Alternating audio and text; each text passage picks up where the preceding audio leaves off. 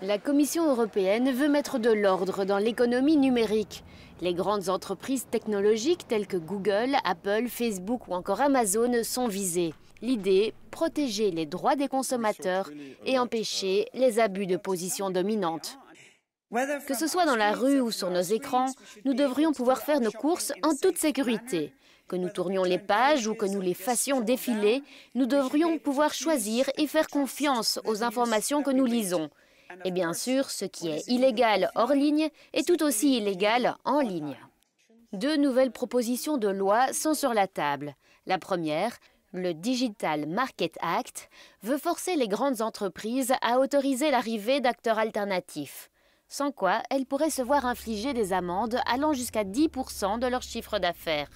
Des pratiques seront interdites, comme le blocage des utilisateurs pour la désinstallation d'une application.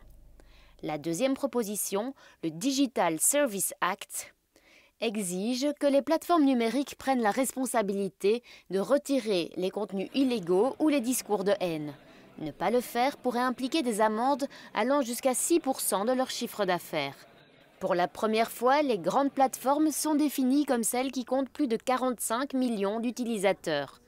L'idée est de donner aux grandes entreprises de plus grandes obligations et responsabilités. Et cela inquiète l'Association de l'industrie, de l'informatique et des communications. Nous soutenons les efforts visant à encourager l'innovation et une concurrence efficace. Nous espérons que la législation finale ciblera les comportements problématiques plutôt que la taille des entreprises. L'Association européenne des consommateurs souligne des changements positifs. Il y a là un potentiel pour que cette loi sur le marché numérique change le jeu. Nous pouvons voir les problèmes créés par la concurrence en ligne, comment ils peuvent affecter négativement le choix des consommateurs, comment ils peuvent aussi avoir un impact négatif sur l'innovation. Les nouvelles règles proposées pourraient encore prendre des mois, voire des années avant d'entrer en vigueur. Elles devront encore être approuvées par le Parlement européen et les États membres.